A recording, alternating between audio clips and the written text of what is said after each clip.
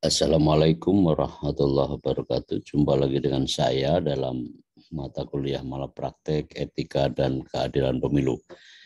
Kita akan bahas kali ini bab kelima tentang tipe-tipe konflik di dalam pemilu. Materi ini penting supaya saudara dalam memahami mengenai pemilu itu secara utuh. Ada yang bersifat formal seperti yang tampak dan juga yang tercantum di dalam banyak teks, undang-undang, ya, dan juga adalah konsep-konsep serta teori. Tetapi juga ada hal-hal yang seluruhnya itu menimbulkan ketegangan. Karena Anda tahu bahwa pemilu itu sendiri adalah pelembagaan terhadap konflik, dan tepat jika saudara tahu tentang memahami dengan sangat baik akan materi ini. Pertama-tama nanti saya akan hantarkan pengertian mengenai apa itu konflik, lalu konflik, tipe-tipe konflik ya. Tipe konflik yang pertama adalah konflik dalam relasinya dengan pemilu, konflik dalam proses pemilu, konflik antara penyelenggara pemilu dengan peserta pemilu, dan konflik internal di antara lembaga penyelenggara pemilu. Baik, kita akan masuk ke materi pertama, apa itu konflik. Konflik pasti sudah pernah Anda dengar, sudah pernah Anda pahami. Karena itulah saya tidak akan terlalu detail untuk membicarakan soal ini. Tapi yang jelas bahwa konflik itu adalah benturan kepentingan. Ya, a conflict is a clash of interest. Benturan kepentingan. Yang berikutnya bahwa dasar konflik itu bermacam-macam, bervariasi. Tetapi selalu ada yang menjadi bagian dari masyarakat. Konflik itu bagian dari kehidupan masyarakat, kehidupan sosial yang tidak terhindarkan dan pasti itu akan menjadi bagian dari kehidupan kita. Lalu dasar konflik itu bisa aja dalam bersifat personal, pribadi, bersifat rasial, atau bersifat konflik kelas, ya, kelas working class dengan kelas pekerja, kelas buruh dengan kelas majikan gitu, atau kapital, caste, ya, kasta seperti dalam masyarakat India gitu, atau juga konflik politik. Baik dimensi juga adalah konflik internasional gitu. Itu adalah konflik. Konflik dalam kelompok seringkali juga mengikuti arah tertentu yang lebih spesifik. Konflik dalam kelompok seringkali dapat merupakan hal-hal yang sangat spesifik, ya. Nah, sedangkan konflik rutin, ya, konflik dalam kelompok, ya, interaksi kelompok yang rutin pertama-tama biasanya akan terganggu oleh konflik yang pada tingkat awal atau tingkat dini. Tetapi seringkali juga disebabkan oleh perbedaan pendapat gitu. Ya, perbedaan pendapat di antara anggotanya, ya, ketidaksepakatan antara anggota, kemudian konflik disebabkan oleh karena kelangkaan sumber daya, ya, konflik scarcity of resources, ya, itu adalah biasanya awal dari adanya konflik. Pemilu itu juga punya dimensi scarcity of resources. Sumber daya itu terbatas, misalnya caleg itu banyak, sudah barang pasti banyak, tetapi kursi yang disediakan itu terbatas. Itu adalah political scarcity, ya, kelangkaan sumber daya politik. Dan pada titik ini, ya, pada titik ini maka kelompok tersebut, ya, akhirnya tidak lagi bersatu dan akhirnya dapat terpecah ke dalam koalisi-koalisi gitu. Nah, periode eskalasi konflik dalam beberapa kasus memberi jalan ke arah resolusi konflik, penyelesaian konflik. Setelah misalnya kelompok itu akhirnya dapat kembali ke interaksi kelompok rutin gitu. Inilah beberapa pengertian awal mengenai konflik. Nah, saudara-saudara, bahwa konflik itu adalah konflik is a fight, ya. Konflik itu adalah pertarungan atau battle between people with conflicting needs, ideas, belief, values, and goals. Ya, konflik itu adalah pertarungan atau pertempuran antara orang yang dengan kebutuhan, ya, orang yang pasti memerlukan kebutuhan, atau juga karena gagasan, ya, atau karena keyakinan, atau nilai atau tujuan-tujuan tertentu. Pasti itu. Konflik menunjukkan ketidakcocokan, ketidaksamaan posisi gitu antar subjek gitu. Di konflik itu memperlihatkan satu mismatch, ya, satu ketidaksesuaian di antara posisi-posisi subjek. Nah, kontradiksi, ya, atau ketidakcocokan di jantung konflik, ya, jadi ketidakcocokan atau ketidaksesuaian pada jantung konflik, ya, itu awalnya mengabaikan sifat sebenarnya dari ketidakcocokan ini gitu. Misalnya, satu, apakah mereka yang berkonflik di antara individu-individu, kelompok, atau posisi sosial seseorang? Satu. Yang kedua, misalnya apakah mereka memiliki minat dan keyakinan yang berbeda? Ya, itu pertanyaan kedua. Yang ketiga adalah apakah mereka memiliki bentuk material atau hanya muncul melalui wacana belaka saja gitu. Poin yang ingin disampaikan di sini adalah bahwa konflik itu juga memiliki karakteristik tersendiri. Yang karakteristik tersendiri itu udah barang pasti tidak akan sama satu dengan yang lain. Nah, ada beberapa klasifikasi mengenai tipe-tipe kekerasan yang berkenaan dengan konflik itu. Pertama adalah ini dia, violent conflicts, ya, konflik kekerasan. Konflik kekerasan ini jenis kekerasan yang disebabkan oleh perselisihan atau konflik tadi itu. Nah, dalam mana pihak tertentu menjadi sasaran kekerasan. Violent conflict, satu tipe konflik yang disebabkan oleh perselisihan, persengketaan yang satu pihak itu menjadi sasaran atau target dari kekerasan itu. Nah, definisi konflik kekerasan ini meliputi insiden dalam skala kecil yang melibatkan sejumlah kecil individu, dan juga insiden dalam skala besar antar kelompok yang jauh lebih besar. Kekerasan, konflik dalam dimensi kekerasan ini disebabkan di antara mereka di dalam satu pihak menjadi sasaran dari konflik.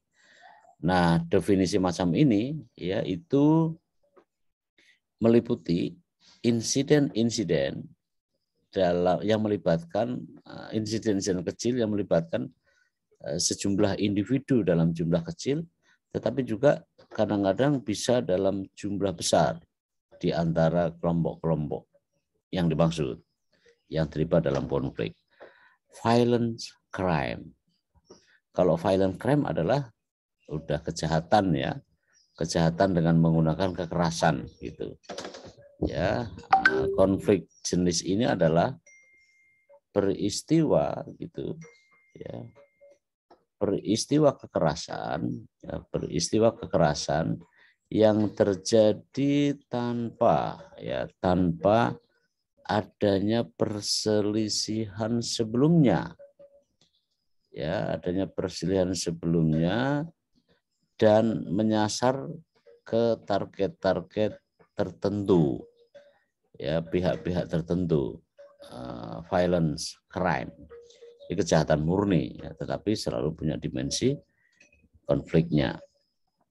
Security force violence, kekerasan yang dilakukan oleh aparat keamanan. Ya, ini merujuk pada kekerasan yang dilakukan, ya, merujuk pada kekerasan atau segala tindakan kekerasan yang dilakukan oleh aparat keamanan dalam menangani, dalam mengatasi, dalam membahas, dalam menangani kriminalitas, ya. Security force violence, misalnya ada penjahat yang karena ditangkap, karena mau ditangkap dia melawan, maka kemudian aparat keamanan melakukan tindakan-tindakan, ya, tetapi seluruhnya tindakan itu dalam dimensi kriminalitas. Tindakan ini termasuk kekerasan di dalam atau di luar kewenangannya. Jadi aparat keamanan itu kadang-kadang bisa melakukan kekerasan yang dimaksudkan, ya, baik dalam lingkup tupoksinya dia gitu, maupun bisa juga di luar tupoksi dia. Nah, akhirnya adalah domestic violence. Ini KDRT, ya, kekerasan fisik yang dilakukan seorang anggota rumah tangga kepada anggota rumah tangga lain, yang mana pelaku dan korban tinggal dalam satu atap rumah, dalam satu rumah tangga, termasuk di dalamnya adalah kekerasan yang dilakukan oleh anggota rumah tangga terhadap misalnya against a household maid, jadi pembantu rumah tangga atau asisten rumah tangga. Dengan demikian, saudara-saudara, jelas bahwa menurut sumber ini bahwa kekerasan itu ada satu, violent conflict, kedua violent crime, yang ketiga security force violence, ya, karena tindakan ini tindakan polisional. Lalu adalah domestic violence. Domestic violence adalah KDRT, kekerasan dalam rumah tangga, yang dilakukan baik antar anggota di dalam rumah tangga itu kepada rumah tangga yang lain, kepada anggota rumah tangga lain, atau antara majikan dengan asisten rumah tangga.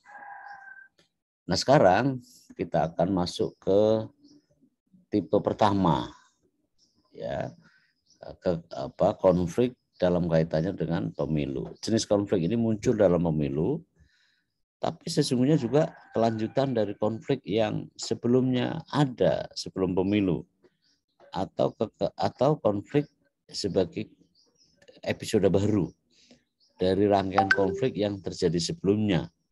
Nah, sedangkan konflik itu sendiri merupakan atau tidak ada kaitannya dengan proses pemilu, tetapi kita masukkan tetap dalam election related conflict. Mari kita akan lihat. Nah, kendati pun demikian, konflik ini memengaruhi terhadap proses dan hasil pemilu, tetapi itu memengaruhi terhadap hasil pemilu, atau sekurang-kurangnya memberi efek psikologis dalam penyelenggaraan pemilu. Itu yang kita harus mengerti. Nah, dapat juga dinyatakan bahwa kekerasan saat berlangsungnya pemilu dalam masyarakat yang dilanda konflik itu.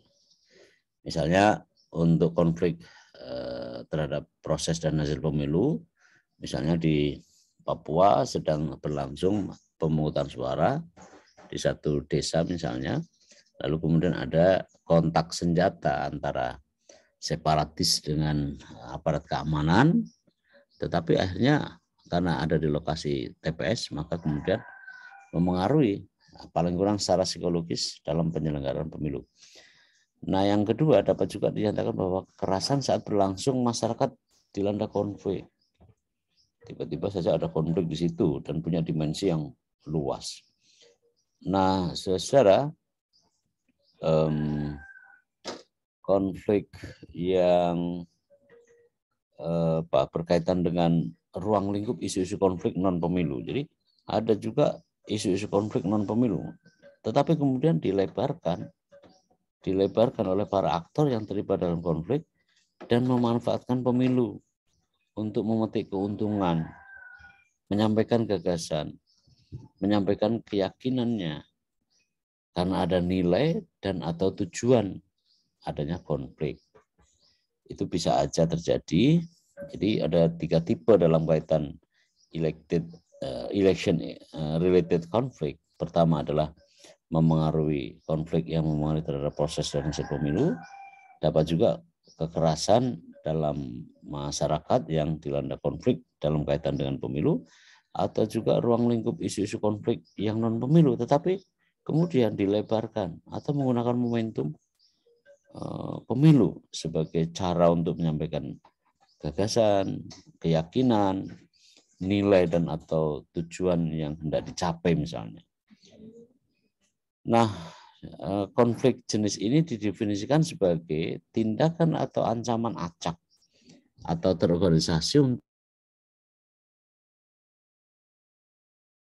fisik, memeras, menyalahgunakan pemangku kepentingan politik, ya, dalam upaya menentukan, menunda atau memengaruhi terhadap proses pemilu. Ini adalah jenis konflik ini. Jadi konflik yang election related conflict itu pengertian adalah tindakan atau ancaman acak maupun terorganisasi ya dalam rangka mengintimidasi, melukai secara fisik, memeras, menyalahgunakan pemangku kepentingan politik dalam upaya untuk menentukan, menunda atau memengaruhi proses pemilu. Itu konflik ini. Nah, konflik atau kekerasan semacam itu dapat juga terjadi di setiap proses pemilu, mulai pendaftaran pemilih, pra-pemilu, pencalonan kandidat, dan kampanye hingga pemungutan suara pada hari pemilu hingga hasil pasca pemilu. Ini adalah konflik jenis ini.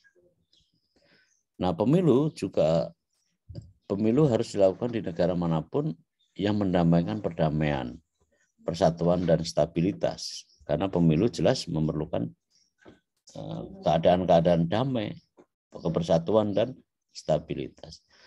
Namun sangat disayangkan bahwa pemilu harus berubah menjadi sesuatu yang lain. Alih-alih hasilnya yang diharapkan adalah positif, justru membawa hasil negatif pada waktu bahkan merenggut nyawa dan harta benda.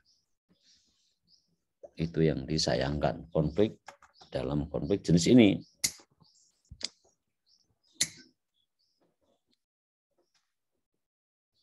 Nah, seluruhnya di atas itu disebabkan oleh apa yang disebut para pemimpin kita saat mereka itu kalah pemilu, alih-alih mengambil sesuatu sebagaimana adanya untuk mengajak berdamai, bahkan mereka menggunakan kerusuhan dan pembunuhan. Jadi mereka yang kalah tidak terima lalu memanfaatkan keadaan untuk memberontak, ya, melakukan upaya-upaya yang tidak beradab.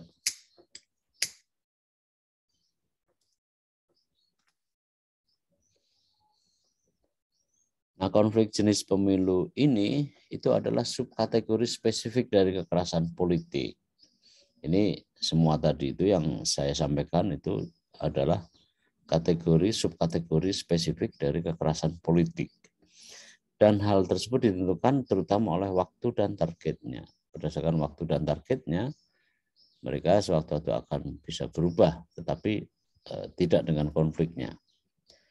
Nah, kondisi-kondisi yang diperlukan untuk terjadinya konflik, ya, ada beberapa ada beberapa hal yang teridentifikasi, paling tidak 3 yang teridentifikasi. Yang pertama adalah sifat politik dalam masyarakat konflik.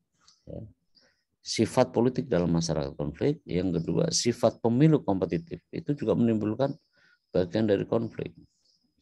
Insentif yang diciptakan oleh lembaga-lembaga pemilu misalnya.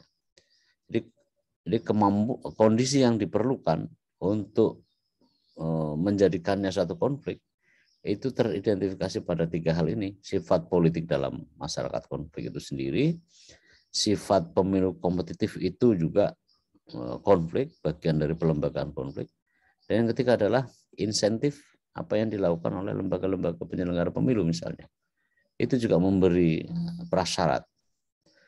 Nah, karena itulah penting bagi kita supaya memahami bagaimana kekerasan dalam pemilu, maka kedua hal yang berbeda, ya, different society dan across election in a specific country, itu perlu dipelajari dengan sebaik-baiknya supaya pemahaman saudara dan kita semua terhadap konflik pada akhirnya akan mencegahkan kita dari kemungkinan adanya konflik fisik, tetapi kita juga pada saat yang bersamaan mampu memetik keuntungan dari proses perdamaian dan seterusnya.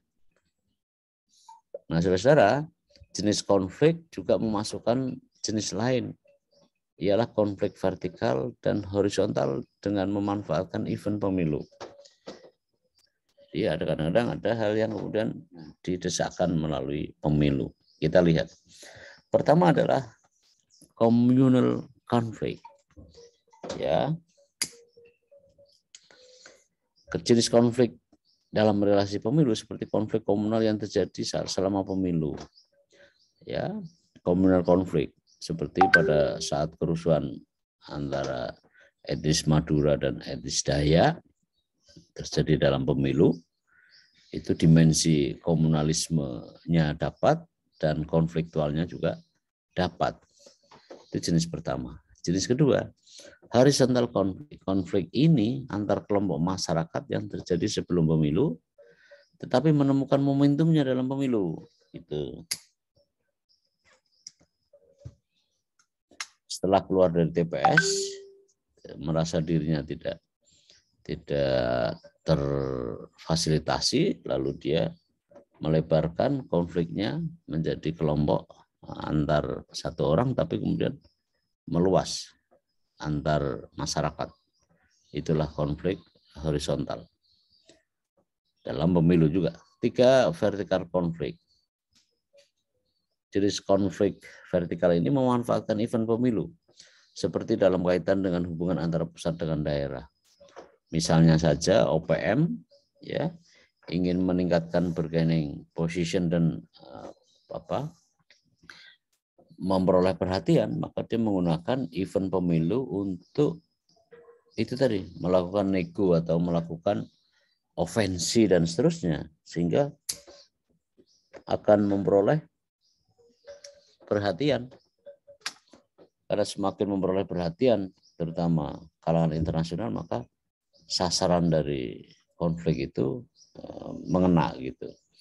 Lalu ada separatisme konflik, melakukan dan atau meningkatkan ofensi terhadap fasilitas vital pemerintah negara atau publik menjelang pemilu atau menyerang penyelenggaraan pemilu. Itu adalah separatism konflik. Nah, saudara, yang ketiga adalah jenis konflik dalam proses pemilu. Nah, jenis konflik dalam pemilu yang terjadi dalam tahapan-tahapan pemilu. Ya. Dimensi-dimensi ini antara lain misalnya yang bersumber dari aktivitas administrasi penyelenggara pemilu dan atau konflik yang menyebabkan proses-proses pemilu yang menimbulkan konflik baru. Itu konflik yang sudah ada lalu dicoba untuk ditengahi melalui mekanisme penyelesaian sengketa dalam pemilu, tapi kemudian justru menimbulkan konflik susulan, konflik baru. Konflik identitas dalam proses pendataan pemilih dalam pemilu. pendaftaran dan pemutakhiran daftar pemilih. Konflik identitas dalam kaitan dengan daftar pemilih. Konflik dalam kampanye terkait misalnya rebutan lokasi kampanye, baik yang ditentukan maupun ditentukan oleh KPU misalnya. Dan akhirnya adalah konflik dalam pemungutan suara, bisa menjelang, bisa selama maupun dalam penghitungan suara. Ada saksi misalnya yang menegur karena ada ketidakberesan. Tapi bisa aja orang lain atau petugas KPPS tidak terima. Ya, misalnya sudah menjelang jam 7 kok belum digelar lagi pelantikan terhadap KPPS oleh ketua KPPS. Lalu diprotes atau dikasih masukan oleh saksi peserta pemilu atau masyarakat, tapi menimbulkan malah ketegangan. Itu konflik jenis itu. Nah, konflik-konflik hasil pemilu juga masuk dalam election proses konflik ini. Terjadi di lapangan maupun konflik yang terlembagakan dalam forum penyelesaian sengketa pemilu. Yang berwenang ini adalah Bawaslu soal ini. Konflik jenis ini, sengketa proses pemilu, meliputi sengketa antar peserta pemilu, ya, ini proses sengketa. Sengketa peserta pemilu dan penyelenggara pemilu sebagai akibat dikeluarkannya keputusan KPU provinsi, KPU kabupaten kota dalam mekanisme penyelesaian sengketa proses pemilu. Ya, misalnya pernah dulu di 2014 PKPI mengajukan sama PBB ya konflik antara KPU dengan peserta pemilu itu. Lalu forum sampai tahun 2019 diselesaikan melalui mekanisme penyelesaian sengketa proses pemilu oleh Bawaslu. Itu yang pertama. Yang kedua, sengketa perselisihan hasil pemilu. Perselisihan antara KPU dan peserta pemilu mengenai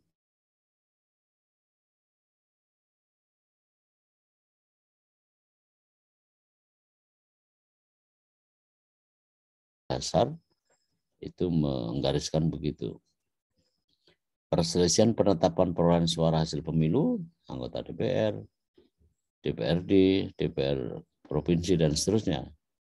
Ya, penetapan perolehan suara yang dapat memengaruhi, ini kata kuncinya oleh MK, memengaruhi.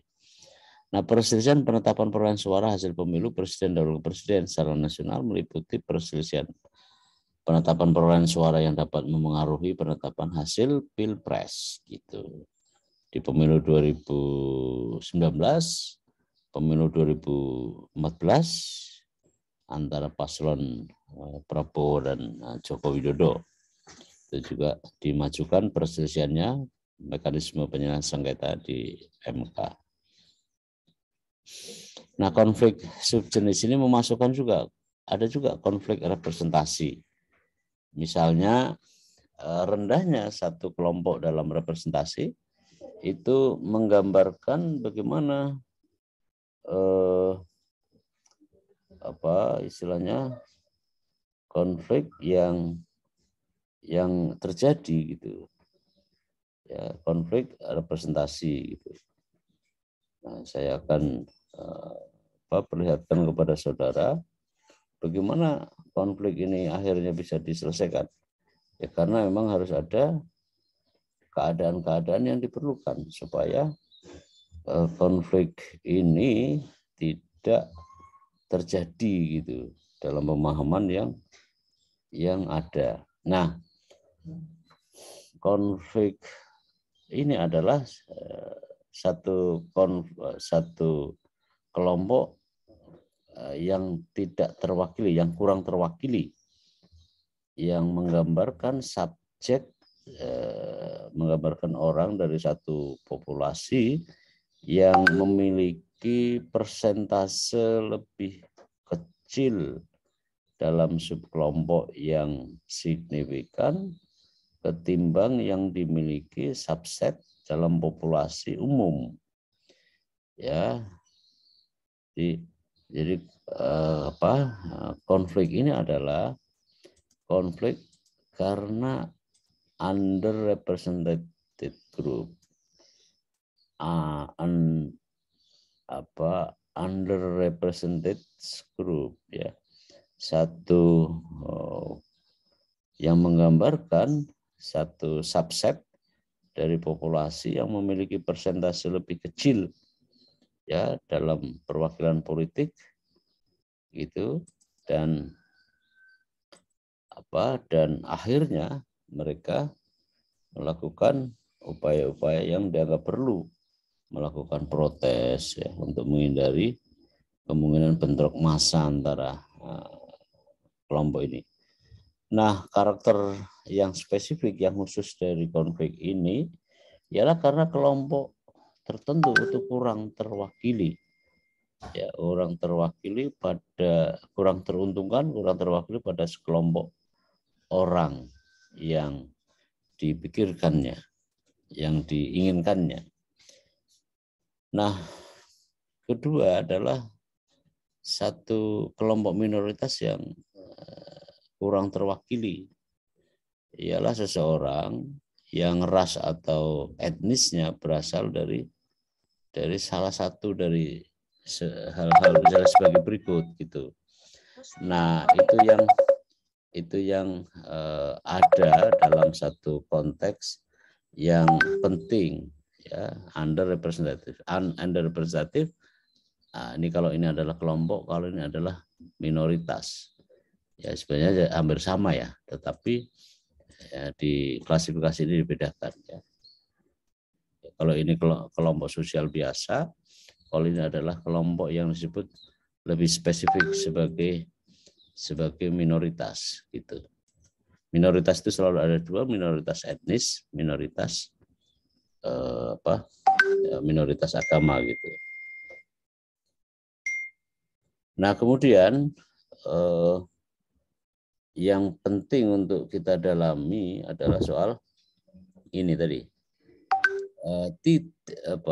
dua atau lebih ras, ketika satu dari diantaranya tidak terwakili, yaitu yang kemudian menimbulkan atau menjadi muasal dari konflik ini gitu, konflik jenis ini.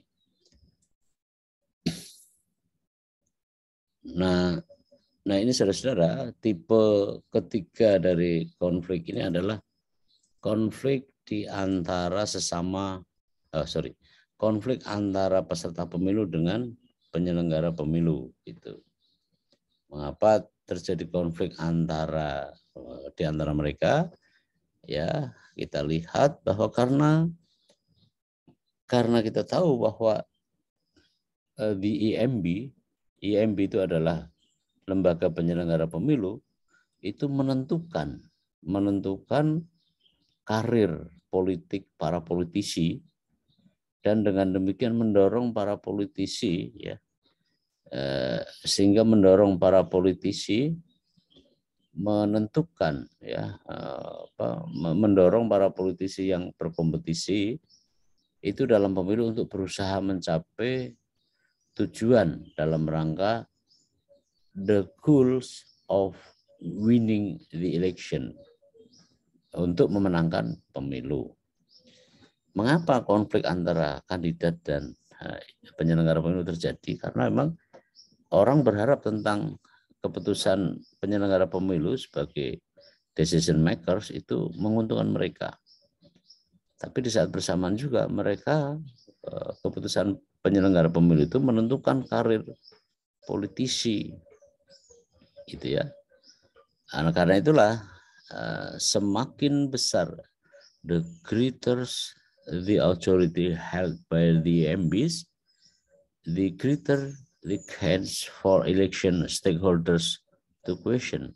Semakin besar kewenangan yang dimiliki oleh penyelenggara pemilu, maka semakin besar pula peluang yang kemudian menjadi bahan untuk dipertanyakan, untuk ditanyakan. Nah, sumber-sumber konflik ini jelas sekali sumber konfliknya adalah karena pelaksana ya, jadi administrator pemilu bekerja, ya, karena tidak sesuai dengan norma, standar, dan prosedur yang telah ditetapkan. Sumbernya ada silap-silapnya. Jadi para pekerja atau administrator pemilu itu bekerja tapi tidak bersesuaian dengan norma, standar, dan prosedur yang ditentukan. Ini bisa jadi sumber konflik di antara mereka. Yang kedua adalah external interference with the election process and result. Ini adalah campur tangan pihak eksternal masuk dalam proses dan hasil pemilu. Campur tangannya ke dalam. Lalu adalah election administrators do carelessness in holding election. Nah, ini dia parah dia.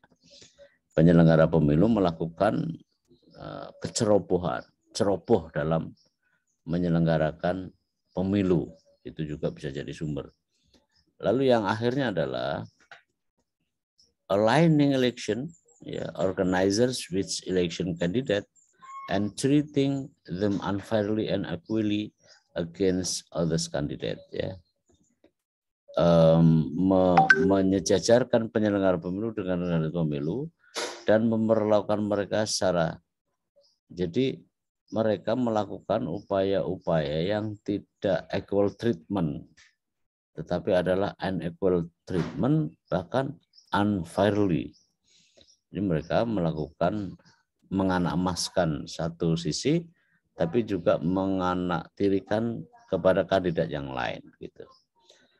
Lalu yang akhirnya adalah pelanggaran, ketidakmampuan penyelenggara pemilu untuk menjalankan tugasnya, inability for election official to carry out their duties, ya. Lalu akhirnya adalah pelanggaran kode etik penyelenggara pemilu. Itu sumber-sumber dari konflik yang ada. Nah, ini dia. Violence of the fundamental ethical principle, ya. Nah, karena itulah penyelenggara pemilu untuk menghindari itu, gitu ya, harus berpegangan pada apa yang namanya fundament etik, ya. Nah, karena itulah ada prinsip, ya, bahwa agar supaya tidak menimbulkan konflik, maka penyelenggara pemilu itu harus, satu, menunjukkan rasa hormatnya, menunjukkan menaati terhadap hukum. Yang kedua, harus non partisan dan netral, gitu ya. Wajib itu supaya tidak dinilai sebagai bagian dari konflik. Masalah maksudnya. Transparan. Kalau transparan biasanya akan gampang untuk tidak menimbulkan konflik. Akurat dan melayani pemilih dengan sebaik-baiknya. Nah, eksternal konflik, ya, dimensi eksternal konflik memengaruhi terhadap kinerja administrator pemilu, gitu ya. Misalnya adalah voters konflik, pemilih yang berkonflik, ya, dengan negara dan dengan menuntut keadilan, menuntut ketidakadilan dalam proses pemilu. Itu di Thailand, Zimbabwe, gitu ya. Negara berkonflik dengan pemilih yang menentang hasil pemilu atau hegemoni elektoral negara, seperti di Chad, Belarus, ya. Kemudian negara, ya, saingan politik, rivalitas politik dalam konflik satu sama lain untuk memperoleh keuntungan-keuntungan politik, seperti di Yaman, Filipina, Uganda, gitu. Lalu campuran, ya, jadi a blending of these three categories. Jadi campuran di antara ketiganya itu bisa aja terjadi.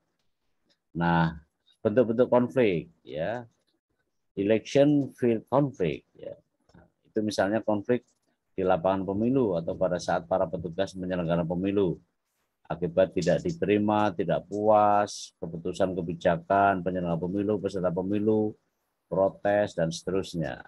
Konflik in the election field, ya, konflik at the polling station, ya, konflik di TPS, kerusuhan, dan seterusnya. Nah, juga ada konflik dalam kaitan dengan negotiating table, Ini seperti yang tadi sudah saya jelaskan, sengketa antar peserta, antar peserta dengan penyelenggara, ya, objek sengketa dalam pilkada, dalam pemilu, perbedaan penafsiran, dan keadaan di mana terdapat pengakuan yang berbeda dan seterusnya. Keputusan jajaran KPU yang tidak atau dinilai menguntungkan.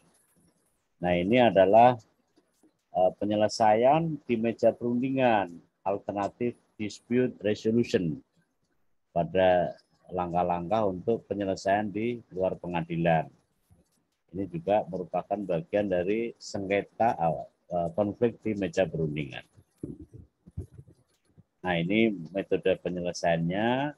Anda bisa belajar melakukan ini, tapi ini adalah populer banget di Bawaslu ya. Anda bisa belajar mengecek sendiri. Nah, konflik di institusi hukum melalui ADR bisa diselesaikan misalnya oleh badan legislatif, bisa seperti di banyak negara, bisa juga di pengadilan, bisa pengadilan reguler seperti pengadilan negeri, di banyak negara juga melalui MK gitu ya, administratif, peradilan administrasi, sengketa proses dengan pengadilan campuran dan seterusnya. Nah, ini juga yang keempat, election result dispute bisa juga terjadi ya. Ini lebih detail dan saya mengundang Anda untuk bisa mempelajarinya secara lebih detail ya. Internal konflik di antara lembaga penyelenggara pemilu, sumber konflik di antara administrator pemilu, perbedaan cara memandang, cara menginterpretasikan, ya, jenis konflik kelima ini. Perbedaan dalam pelaksanaan di lapangannya, konflik antar personal, ya, antara penyelenggara pemilu, konflik jadi konflik ego personal, ego sektoral, jadinya ego institusional. Lalu konflik pada hari pemilu misalnya. Nah, tipe-tipe internal konflik ya, intrapersonal konflik ada 5 kategori ya. Intrapersonal konflik ya, itu Anda bisa baca sendiri ya. Lalu interpersonal konflik antara 2 orang penyelenggara pemilu. Macam-macamnya begini. Yang ketiga, intragroup konflik antara individu dalam satu tim kerja, dalam organisasi. Lalu akhirnya adalah intergroup konflik yang keempat ya. Saya rasa ini yang bisa Anda pelajari sendiri supaya dapat lebih mendalam. Saya rasa itu.